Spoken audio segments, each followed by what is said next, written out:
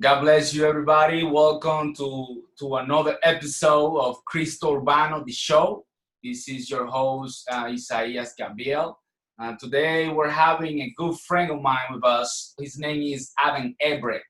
And Adam is going to be jumping in this call really quick. Um, we are really excited to have him on because this is a guy that has been a youth pastor for a long time, and now he just started planted a new church with his friend Matt. He's co-pastoring that church, and we want to hear a lot from how God is using them and everything that is happening in Rhythm Church. How you doing, Adam? What's up, man? How are you? I'm very good, man. Thank you Good, for taking this time, bro, to be with me here. dude. It's truly a pleasure and honor. Oh, You know that there is a lot of respect, love, and admiration from my part to you and to your family, brother. Thank you for being here. right, right back at you, bro. I appreciate you and Lene and the family and all that you're doing, and this platform, being able to bring value to your community in a unique way, is huge for this season. Obviously, a lot of people going through a lot of things, and hopefully get a lot out of stuff like this to be able to have conversations like this. So appreciate you, man. Love you. Love you too, man. We have here Adam with us, and Adam, his wife Cherry, and his two kids, Two Olivia kids. and Lincoln. How old are Yeah. they now? They're growing so fast, man. Dude, it's like weeds, man. So Olivia's 5, Lincoln's a year and a half. So our family, we grew up in the Midwest, so Indiana, Kentucky. My wife and I met in Florida. So we've had a little bit of a journey. We moved from Florida to a couple spots before landing ultimately here in Arizona. And I say ultimately because my wife will kill me if we move again. So we plan on being here for the long haul, man. We're excited to be here, and I didn't tell you this before, but this is the 1 year anniversary of us being in Arizona. Oh wow, 1 year ago today. wow! So we're excited to I'm celebrate. glad that you decided to celebrate 1 year with CRISTO URBANO Dude. Show. Yeah, and Alan is a guy that graduated from Lincoln Christian College, right? Yeah, that's right. What year did you graduate, Alan? So I graduated in 2008 from Lincoln Christian College. Great opportunity to learn the Bible and to meet a lot of really cool people. And so, in fact, that's where I first met. So I'm a co-lead pastor, which is unique. We don't have just one senior pastor or lead pastor. We have two lead pastors. So I'm one of two, and I get to do it with one of my best friends, Matt Fogel, who I met in college. One of the first guys I met. And honestly, dude, you know this as well as I do. Iron sharpens iron. We say that a lot. And so you really, I used to say this when I was in youth ministry that, show me your top 5 friends and I'll show you your future. And so you are who you hang out with. And those guys, man, they sharpened me and really took me under their wing. Cause I didn't know a whole lot about the Bible. Didn't really even know that I wanted to be in ministry when I first got into Lincoln. And so I wanted to play basketball, wanted to fulfill a promise I made to my parents of being there for a year. And then, I was looking at going somewhere else, and that group of guys that I surrounded myself with really, really shaped me into the man I am today. And, obviously through the Holy Spirit and what Jesus is doing in their lives. And I know that they all play a big role in what you're doing now, because I know you keep in touch not only with Oh, Matt, absolutely. a lot of those guys. That's really Oh, cool. absolutely. Yeah. Coming down to visit, supporting us, supporting our church, through resources or finances. So really partnering with us and what we're doing, the work that we're able to do here in Mesa, Arizona. It's been a huge privilege to continue those relationships, for sure. And Aaron, a lot of people that are listening to this interview, whether it is on YouTube or in my podcast or whatever you're listening to, a lot of people are church planters. Some people are thinking about planting a church, and some people might not know that Reading Community Church is a new church plant. It's a baby Right. church. Tell us about Baby that church. process. Yeah, man. So That's you are originally from Indiana, right? right.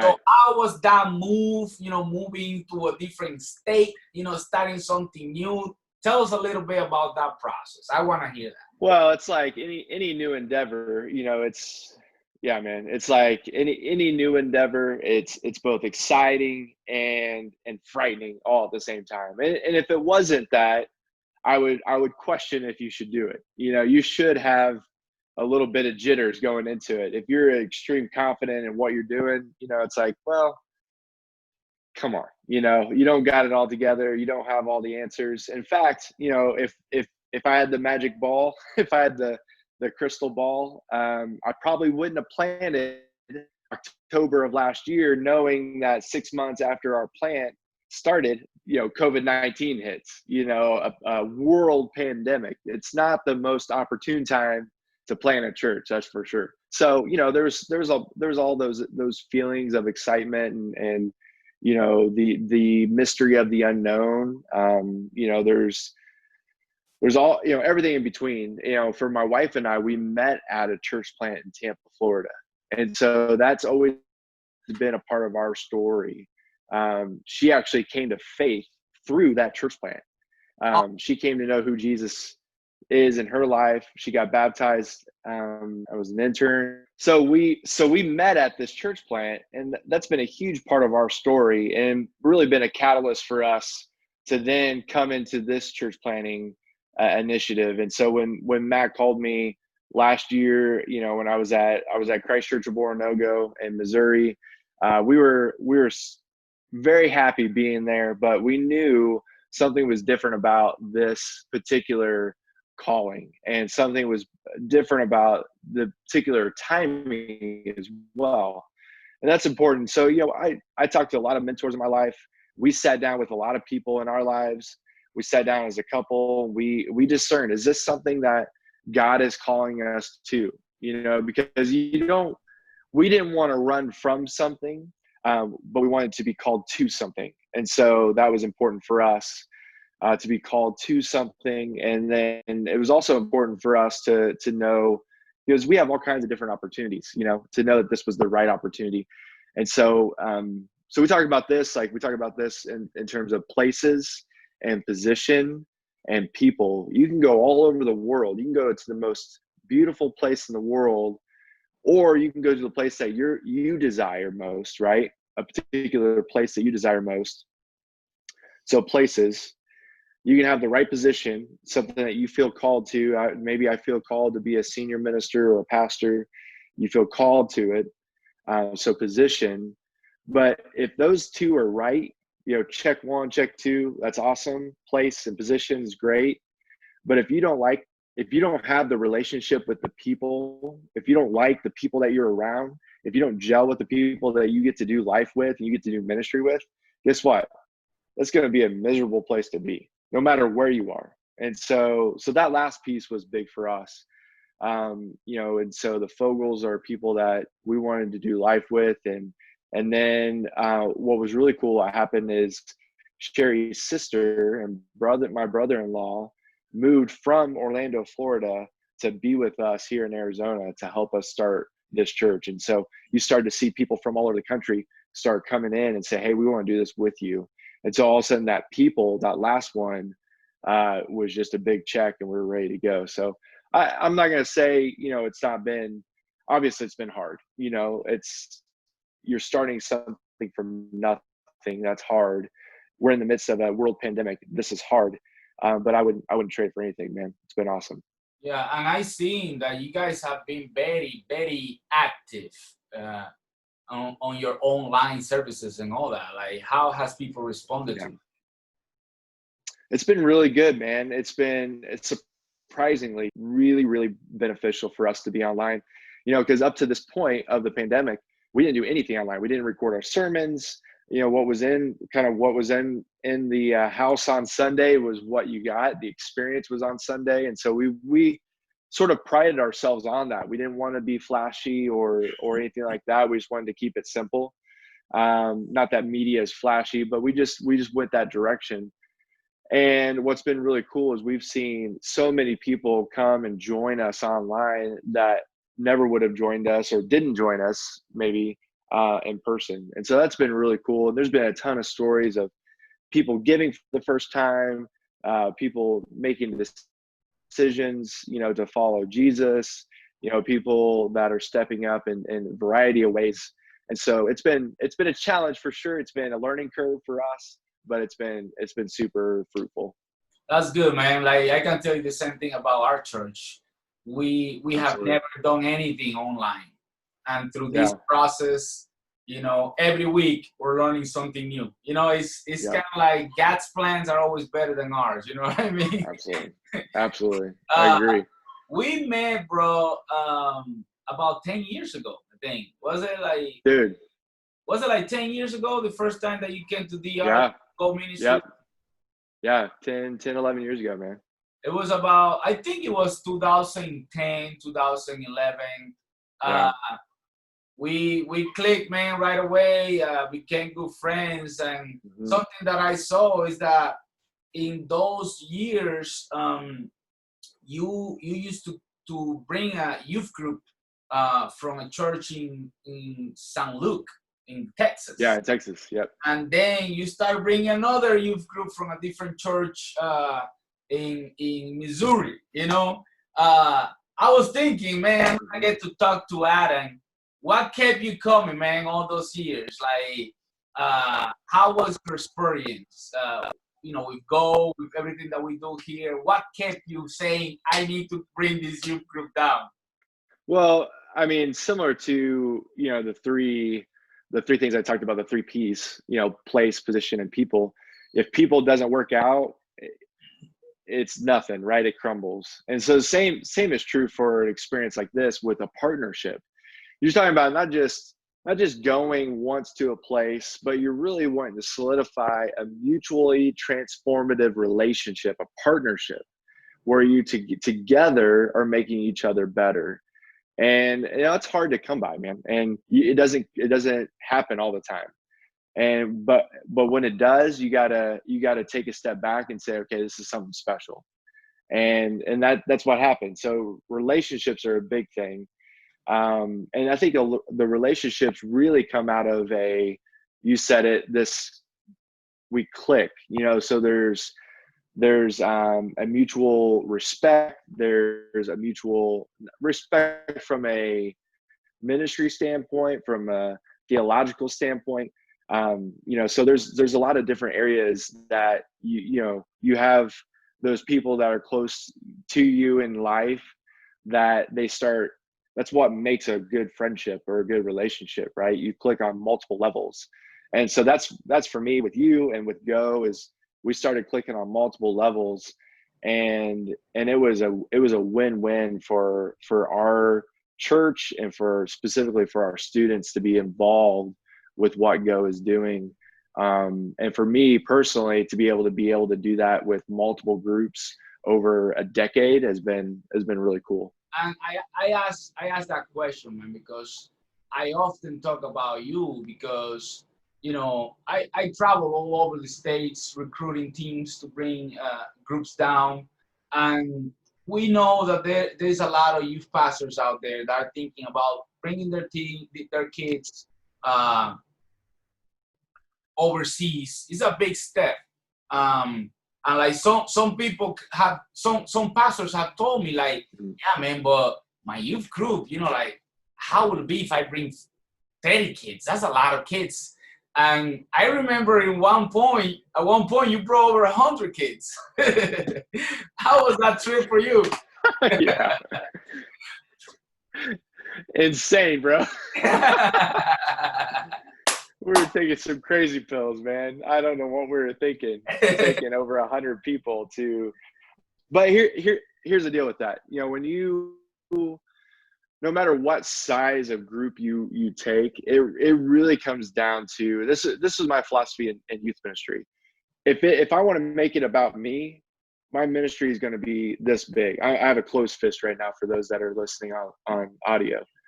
Just that's how big you're going to be, because you're trying to control everything. You're trying to have a relationship with every student. You're trying to be the guy or the gal, and it just doesn't work, man.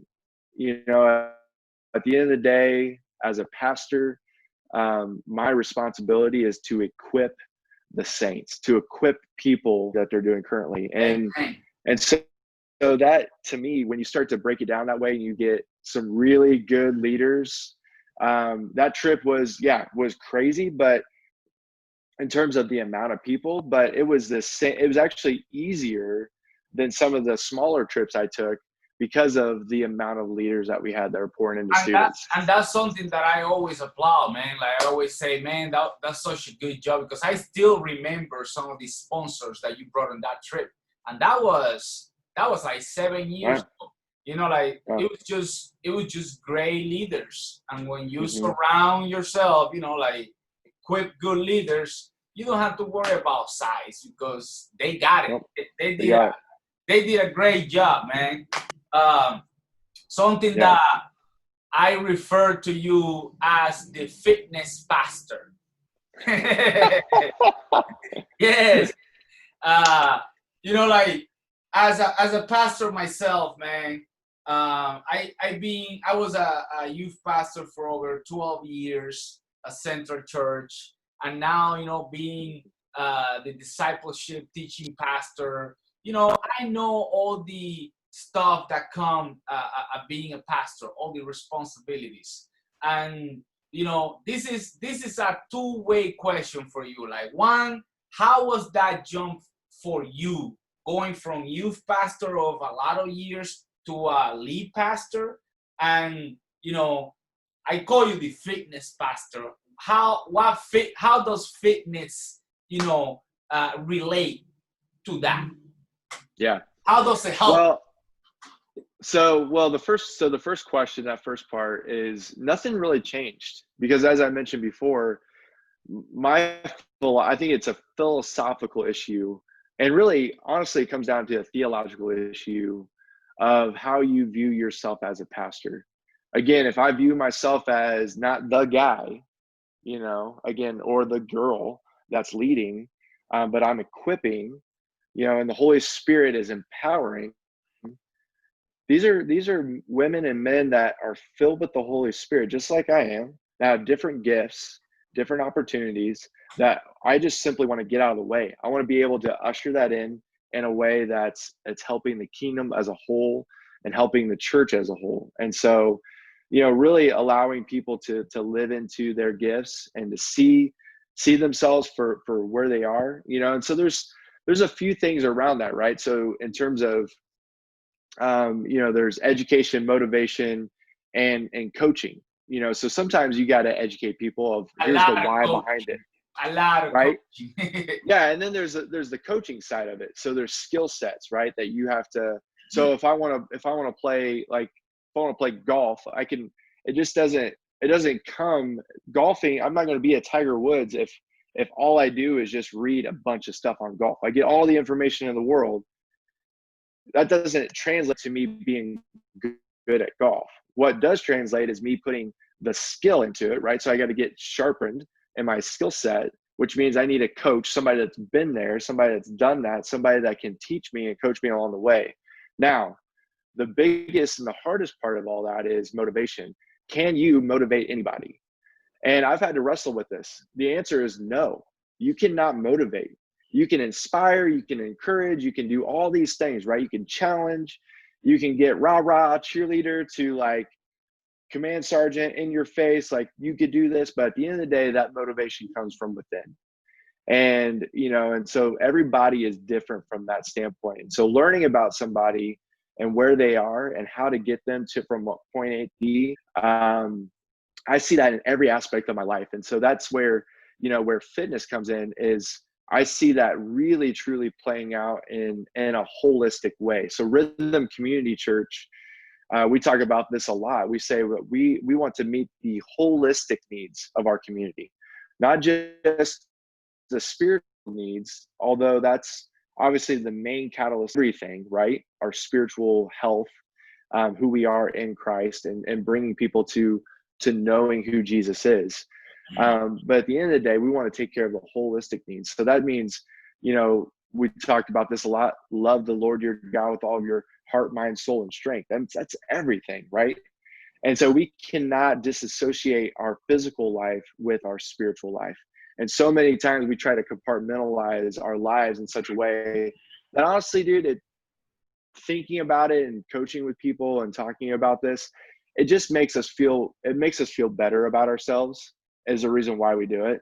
Yeah. I can have this life over here that's really unhealthy, and if I just compartmentalize it and push it aside, and then I get some affirmation over here, I feel a lot better about myself.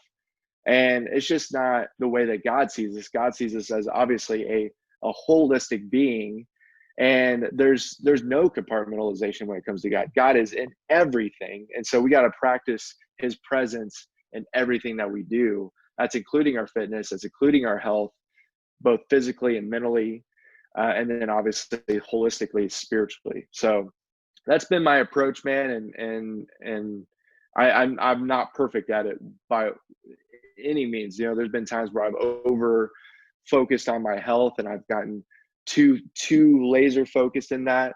But I hope that over the years, it's been a calibration for me to be, again, pursuing holistic health in every area. And I'll tell you this, you were the one, if you remember this, that came to Missouri one trip in 2015. So I had been working out and stopped working out for a season. And December of 2015, you came in and said, "Hey, bro, you got a gut, you got a dad bod going on."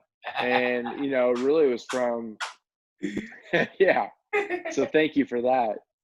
But really it was from that point, 2016 to today, has been the most consistent stretch of, I remember we went to the gym that following day. Yeah.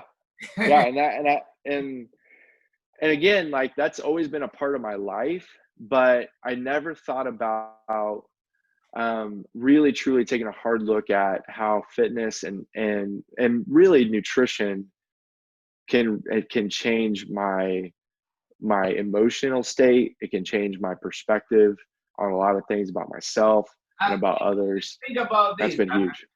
Think about this, what you were saying earlier, about surrounding yourself with friends that will move you forward. That goes in every aspect of life, man. Because I remember every time that you will come down with your mission trips, I'll be thinking, oh man, Adam is coming next week. I better start doing push-ups because I know he's gonna make it coming.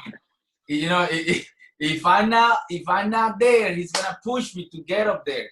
So like that was the one time that it was my turn to push you, and now you're like CrossFit and all this other stuff. I'm like, I cannot follow that. Well, it's a day by day thing. It's a daily decision that you wake up every day and you say, "Hey, I want to be better than I was yesterday." And again, that's not just from a physical standpoint, but it's from, I want to be a better dad, a better husband, a better friend, pastor, and so there's all those aspects of life that I want to continue to strive for excellence, because Jesus, is calling us to that. God is calling us to be that for his glory, not our glory, for his glory and for the good of other people. And when you have that focus of, I'm doing this for God and for others, it takes it off of yourself and it really puts it on how to love others well. And I'm in the camp that you can't love others when you're miserable, man. And if you're overweight, and I know that's a punch. I'm not pulling any punches right now. Like, if you're a pastor and you're overweight, take a hard look at it and really just get to the point where you can, you know, where you can be okay with, truly okay with yourself from a holistically healthy standpoint.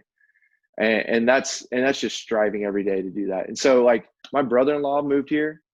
And this is not, again, I can't motivate, but he had the internal motivation, and he talks a lot about the community around him, spurring him on. But he lost, he lost over 30-40 pounds since October, and he is a completely different person. And his whole mindset, his mentality, his, not just his physical appearance, but everything has changed. And that's huge, man. He's I, able to love himself, love others.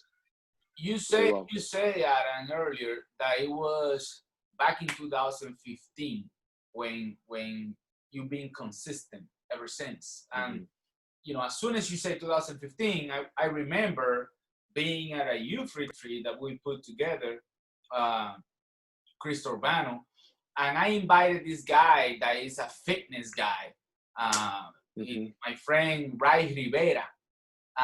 Bro, he did a speech at a camp, and he talked to all the kids, and he talked to me privately many times because I used to go to his gym. I took you to his gym one time. Yeah. We went to that nice.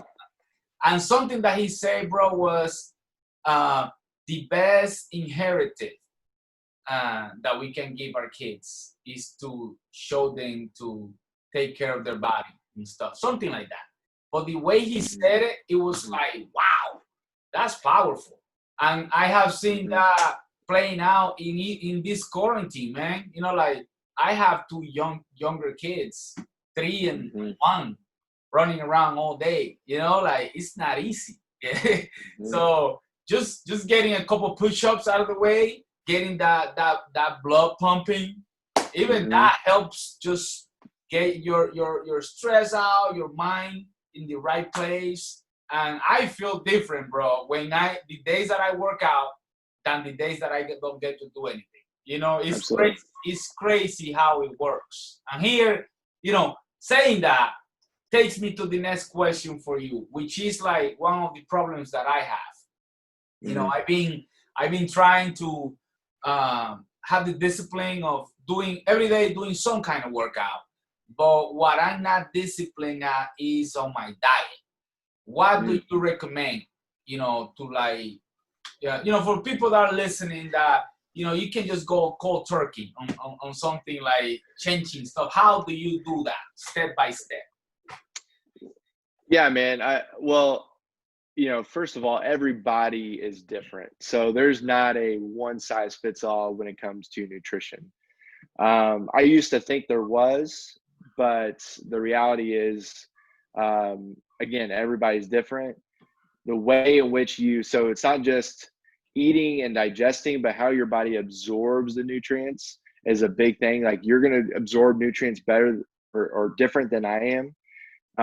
And so that plays a huge factor into it. So the way that I've really come to think about it a lot lately, especially, is we got to take account for the things that we're putting into our body. And when I work with people, that's tough. they're very, very, very, so it's like finances, right? So you come to me, you're like, hey man, I'm in debt, right? I'm like, how'd you get in debt? I don't know. Like, I had money, I spent it. I'm like, well, where'd the money go? Like, and you were not telling your money where to go. Your money was controlling you, right? And so the same is true for your calendar, your time. The time is our most precious commodity. It's our limited resource. We only have, it's very finite for everyone, right? But we do the same thing with our time. We allow our schedule or other people to dictate what we do. And so again, very few people actually say, here's what I'm going to do with my time, exactly when I'm going to do it, right? So calendar and finances, we can just apply those same principles to nutrition. And that means we're looking at exactly what we're putting into our body and we're keeping track of it.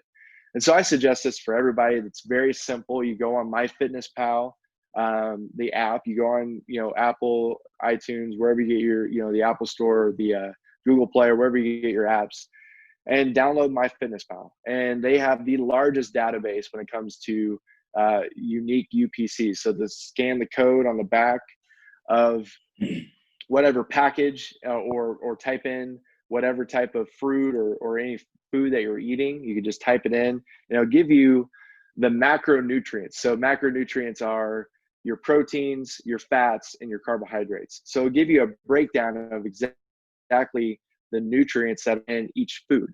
And then you're able to then see, okay, how many calories am I taking in? And then based off of those calories, how many fats, what percentage of those are fats, what percentage of those are protein, and what percentage of those are carbohydrates. And that gives you a good baseline. Am I under eating? Am I overeating? If I'm overeating, how much am I overeating? And so you're able to really see and gauge where you're at from that standpoint. And that's a good foundation. It's a good way to start. And then from there, you look at, okay, and this is in terms of macronutrients, or just looking at your nutrition, you're going to, a baseline is going to be starting out with, if you want to lose weight, 0.6 ounces of protein per body weight. And so you're able to look at, okay, I need this many, this much protein in my diet. And so it's like basically a pound per body weight, right?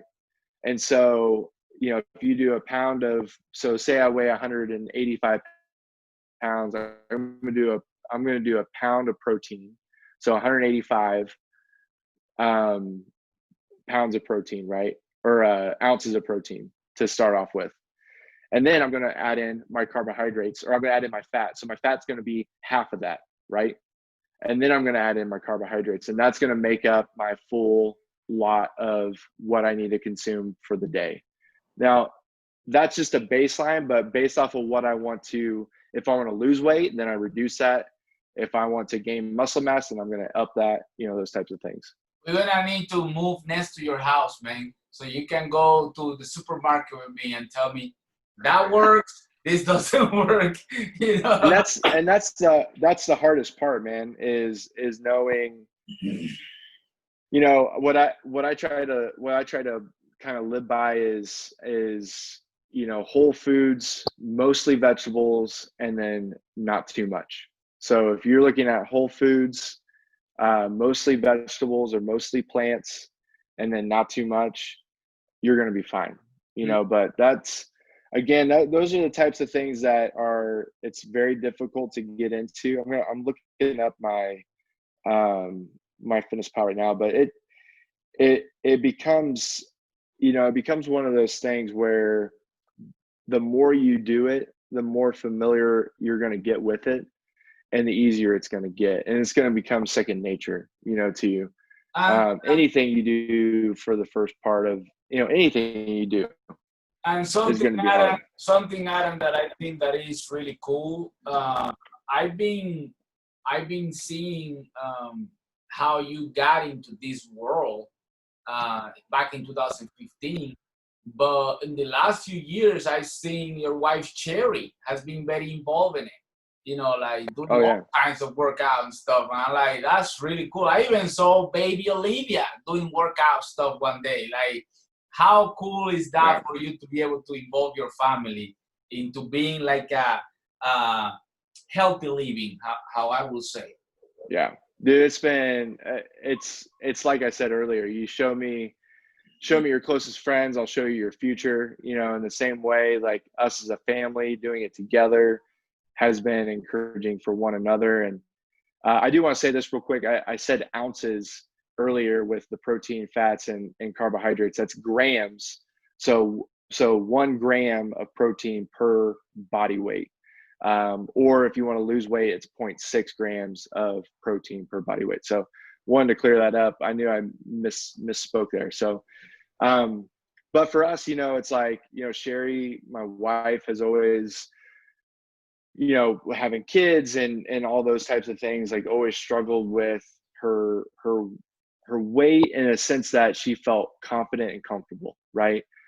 And it's been over the last, really since we've gotten here, over the last year, that she's just really dialed in, after our second kid, wanting to lose that baby weight and then really just get into it. And it's been encouraging for us. We go to the gym together, we're surrounded by that same community together, and there's been an incredible witness that we've been able to have in the gym, because of our consistency there, That's and what I'm just being saying. our That's present.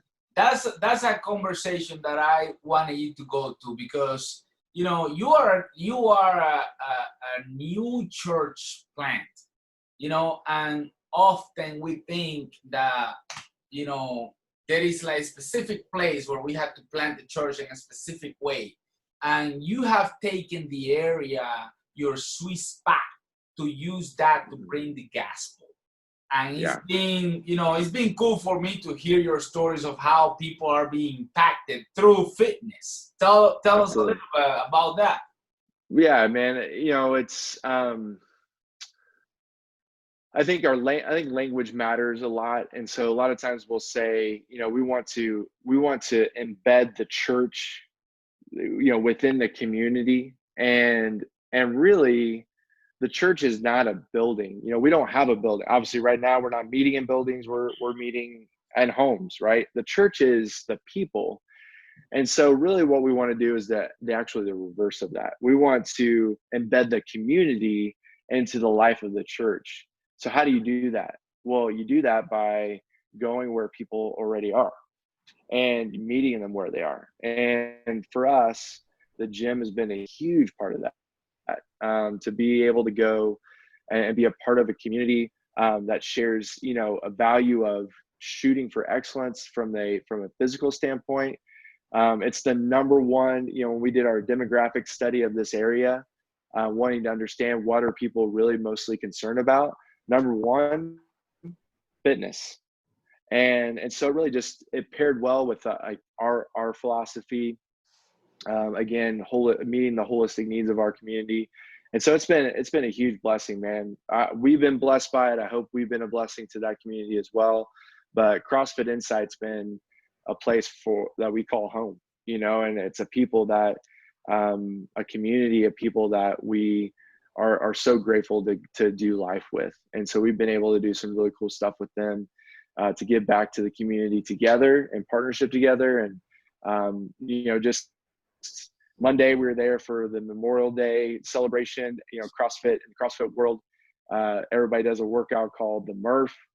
It's a mile run, 100 pull-ups, 200 push-ups, 300 air squats, Woo. and another mile run. Yeah. Not it. And some people do it in a 20-pound vest, so that's the Wow. RX. Yeah. I know So that I know that you are in that group of some people. yeah, maybe. So this year I was able to do that, but years past it's not always been the case.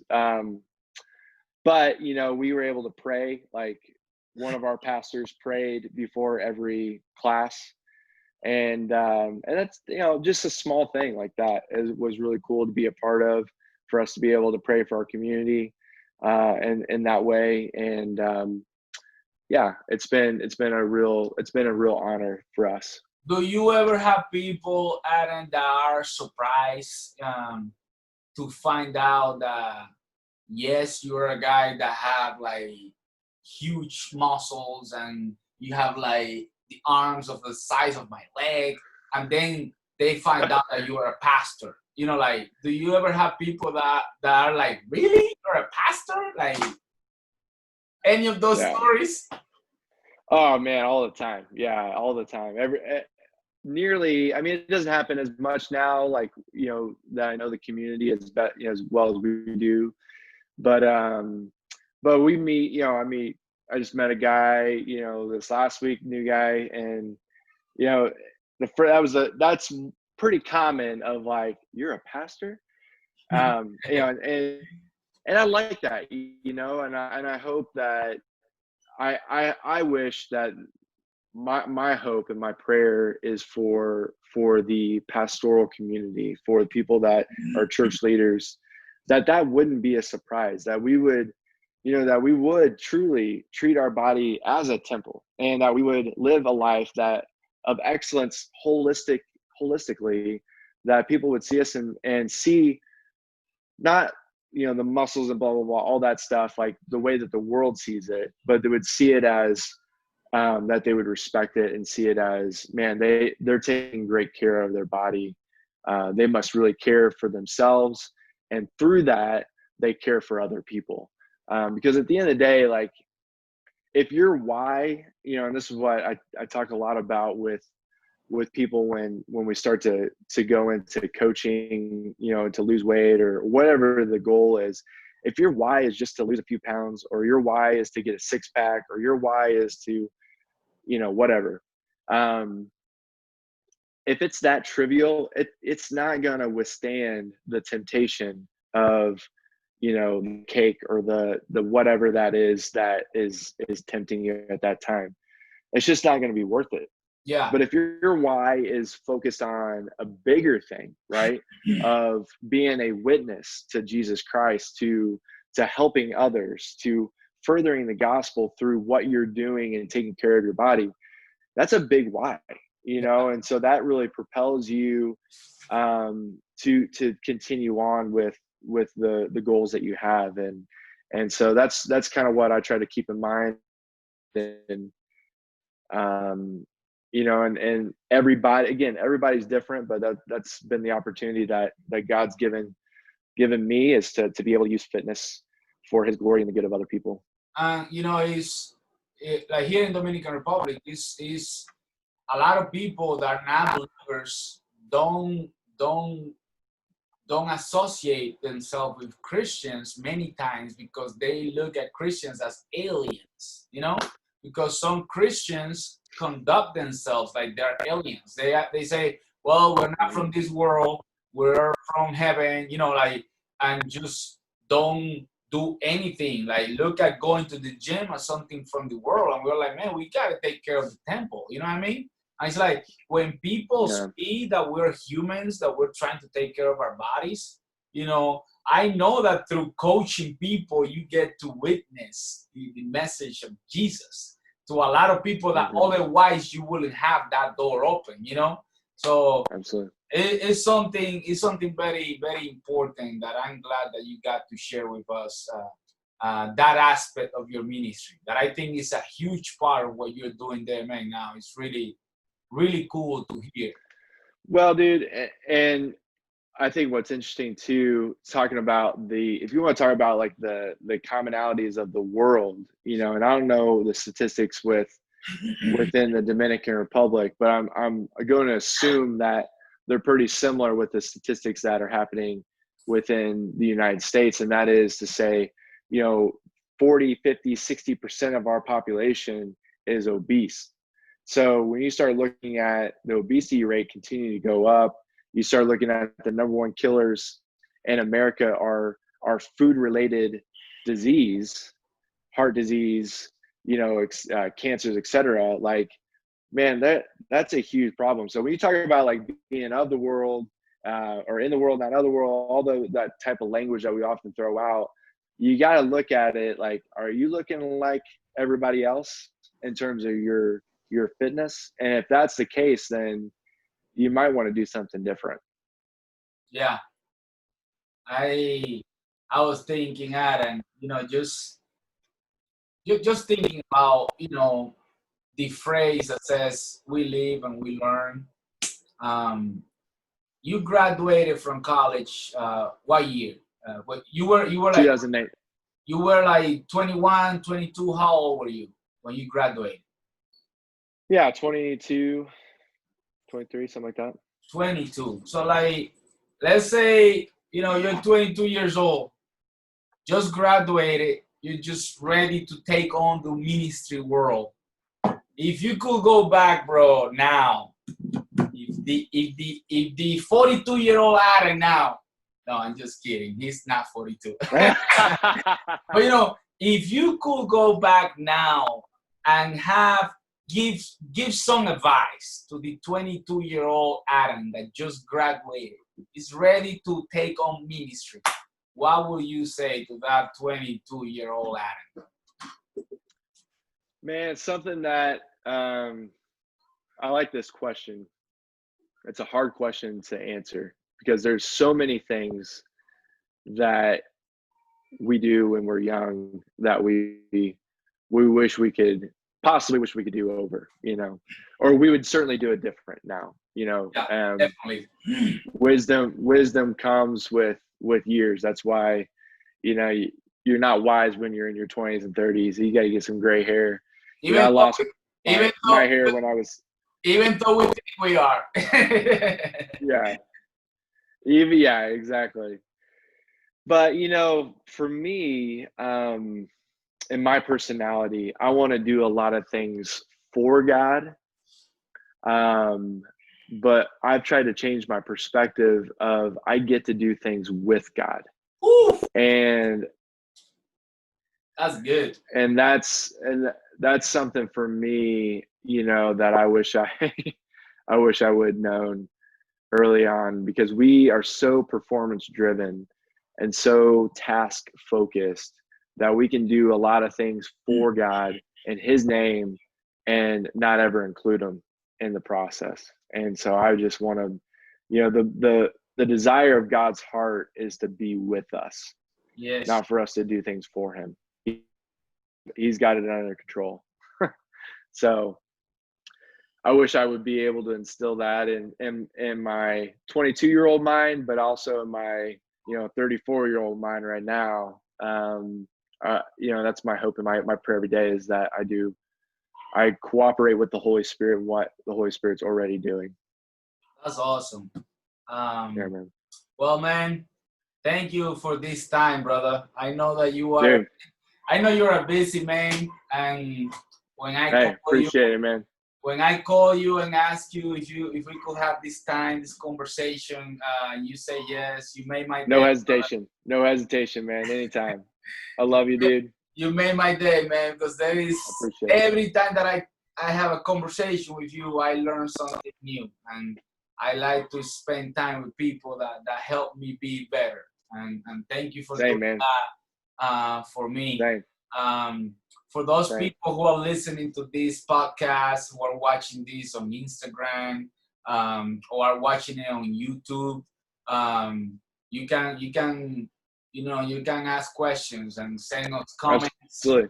And if you guys want a part 2 of this podcast on detailed questions about what to do about your nutrition, what to eat, how many Coca-Colas you can have a week, all stuff like that. Because that's how the information I receive it. Like, can I drink Coke? Yes, no. Like no. So like, if you have to ask, it's probably no. What you say? I said if you have to ask, it's probably a no. Ooh, that's a good one. But yeah. Look it up. We're gonna be on CRISTO URBANO the Show on podcast. Isaias Gabriel. It's also on Spotify. And I would like for Adam, if you could close this with prayer, Adam, and absolutely, man. Say hi to Cherry. Thank you for this time. I appreciate it, brother. Love you too, man. Let's pray. Father, thank you for your faithfulness. God, your faithfulness precedes our faith in you. And God, we just want to live into your goodness, your grace, your mercy, and the life that you're calling us to live that is truly free and light. It's not burdensome. God, you want us to be with you, and that's the desire of your heart, is for us to, your children, your daughters and your sons, just to come with you and be with you as we co-create together, that we get the opportunity as Christians, we get the opportunity of being ambassadors of the gospel, of proclaiming the gospel, the good news, in everything that we do. So God, I pray that as we look at our holistic health, as we look at our lives holistically, mind, body, soul, and spirit, God, that you would convict us in areas where maybe we've kind of put it aside, and we've said, we've tried to push aside in our lives. I pray for redemption, knowing that you're redeeming and renewing and restoring all things back to yourself, and that includes every bit of who we are. So God, I pray for the pastors that are listening. I pray for the church planners that are listening. I pray for my sisters and brothers that are listening. I pray for people that don't yet know you and want to experience you more. God, I pray that this would be an encouragement to everyone, that we would continue to press on, knowing that it's for your glory and the good of others. It's in Jesus' name we pray. Amen. Man, I hope you can come visit soon, brother. You haven't been here in a couple of years, and we're missing you. The Dominican Republic is missing the Adam Everett. We'll be back soon, man, for sure. All right, love you, bro. All right, love you, bro. Peace.